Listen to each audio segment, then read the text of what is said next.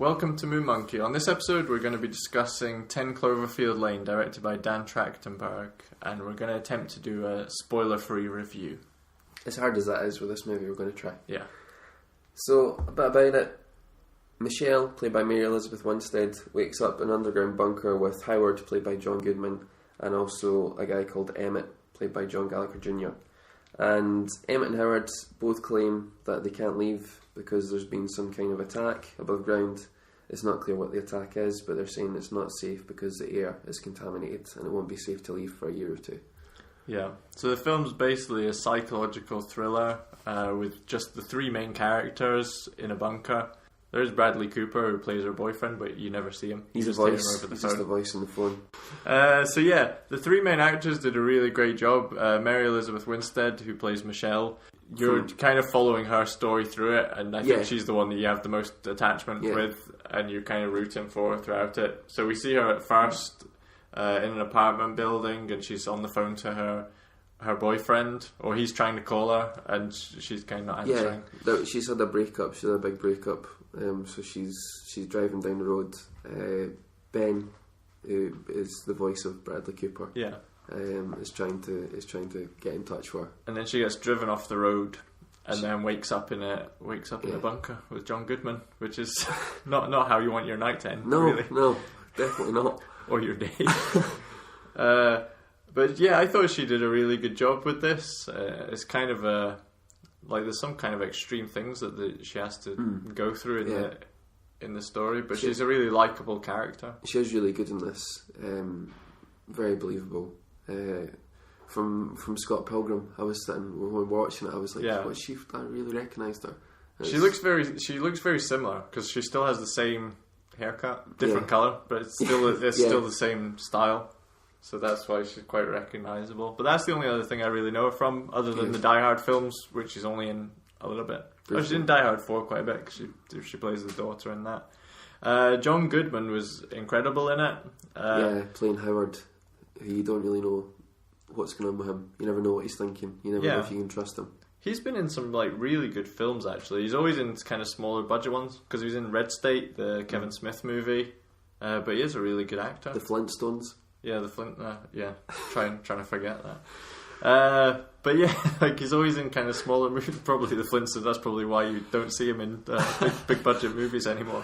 That pretty much finished a lot of careers. But yeah, he did a really good job. He's most of the way through it, you're not really sure what's going on with him or whether he's a good guy or a bad guy. And what his backstory is. He plays a kind of paranoid conspiracy theorist, hence why he's built a survival bunker and stocked it with food. Yeah. I think at one point he says, maybe the crazy people are the ones who don't prepare for something like this, a cataclysmic event. But he was really fantastic in this, because there's scenes where you're like, oh, he's just such a nice guy, and there's other scenes you're like, oh, he's completely crazy. Yeah. And you never really know what to think of him. I thought he played it. He played it really well, because there was times I was like, oh, I trust him. They were like, oh, I really don't trust him. Yeah, I didn't trust him through most of the film. But I mean, I think if you wake up in somebody's bunker and he won't let you out, you're not going to have a great deal of trust in the guy. And the other guy, John Gallagher Jr., I think did a really good job. He's kind of a likeable character as well. A little bit. Yeah, he was really good. He played Jim Harper in The Newsroom. That's where I knew him from, and he was really good in that. He was one of my favourite characters in The Newsroom, and it was nice to see him in a movie. Yeah, so it was pretty good. But the three of them interacted quite well. I thought him and Mary Elizabeth Winstead especially kind of have a relationship, because that's the thing. There are only three of them in there, so it's all about, the whole film is really built on those relationships between the three of them, and who's working with who and who trusts who. It's really who and what you believe throughout the movie. Yeah, it feels very suspenseful and quite claustrophobic, and there's that tension about who do you trust. It reminded me a lot of The Hateful Eight, which we reviewed before. Yeah, go and check that out. Little plug there. No, but yeah, it was really that tension in that small space, and who do you trust, who's telling the truth. That's what it reminded me of. That's the thing, this kind of film where it's very pared back, you have a small cast and a very limited scope in terms of it's all in one setting pretty much for the majority of the movie. You're all in one location. It can make for an interesting film, I think. Not always, but I would like to say the writers did a great job. I think there was a couple, Josh Campbell and Matthew Stucken, and Damien Chazelle. I've got written down here. Hopefully that's right. Chazelle, who also worked on the screenplay for Whiplash. I liked Whiplash a lot. But yeah, the two guys who like wrote the story, I don't think were really known for like a lot of stuff. Like they're not as writers anyway. But yeah, like they did a really great job with this because the film really does rely heavily on twists and being well plotted and well written characters. If the characters hadn't have been well written and there hadn't been like the number of twists and surprises there were, it wouldn't have worked. No, like it's so well. It's a roller coaster of a movie. It's very misleading, and you think you know what's going on. It's and kind of like it's like no, you don't. Almost every 5 to 10 minutes, something will happen where it kind of changes the dynamic of the dynamic of the film. Yeah. So yeah, they did a really great job, and overall, I thought it was a good film. I would say like the positive points, like you said, it's really suspenseful. And builds a lot of tension in there. Really, like I got this in Blu-ray, but I wanted to see it at the movies. I wanted to go and see it on the big screen, but at the time, I don't know why we didn't go and review it at the time. But it was just the trailer was so good. The trailer looked so amazing because I think even in the trailer, there's hardly any dialogue. It's just but they create that suspense. Well, I think the film took a lot of people by surprise because it came out without a lot of fanfare or promo. Material. Apparently they did it in quite a bit of secret. Did this. That was the thing. Like a lot of people said at the time, because did this come out like just after this Force Awakens had come out or something? Yeah, it was close to it. Yeah, it was. Yeah, because this is also produced by J.J. Abrams. This year, also produced by J.J. Abrams. But yeah, they said like it kind of came out and people weren't expecting it. It was like, oh, here's a movie. Because most of the time these days you get like a year's warning. Like you'll start seeing promos and then you'll see trailers, maybe 3 or 4 trailers before something comes out. Whereas this was kind of trailer, it'll be out next month. But I think like this worked, and it's maybe to do with like the marketing ideas of J.J. Abrams and stuff. Because there's been the thing like, is it actually linked to Cloverfield? The movie? And I would say you can make those links, but it's nothing.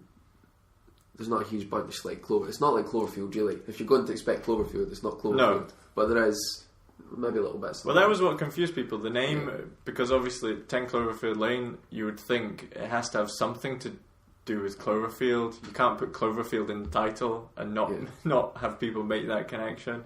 And yeah. I've heard it described as a spiritual successor to Cloverfield because it has some similarities, trying not to give too much away. Yeah. But there are similarities there, and a spiritual successor in the sense that it's the same type of mystery. You don't know what's going to happen. Because a lot of Cloverfield, even though Cloverfield was a completely different film, a big budget monster movie, it still had the same sense of mystery where you're not sure what's going to happen, and there was a lot left unexplained at the end of Cloverfield. Oh, you haven't seen the end of Cloverfield? No, like years ago when we went to see Cloverfield, sitting in the cinema, and there was a power cut. Yeah, and I was so into Cloverfield at that point. I was like, "Is this part of the movie?" Yeah, I think a lot of people thought like that was something they'd done. Is this part of the movie going experience? And it wasn't. It was just a fire drill. And we got free tickets to go back and go. So I've never seen the end. Yeah, the audience sat there for a good couple of minutes, just thinking that this was part of the film and it was going to come back on. We didn't realise it was a power cut. Thankfully, there wasn't a fire, and we all survived. Yeah, I never saw the end of Cloverfield. But yeah, throughout that movie, it was the same thing. They never explained what the monster was or where it came from, and this is very much the same thing. Like throughout, John Goodman's offering a lot of theories about what's happened to the outside world. Is it aliens? Is it a nuclear attack? Is it various different chemical things?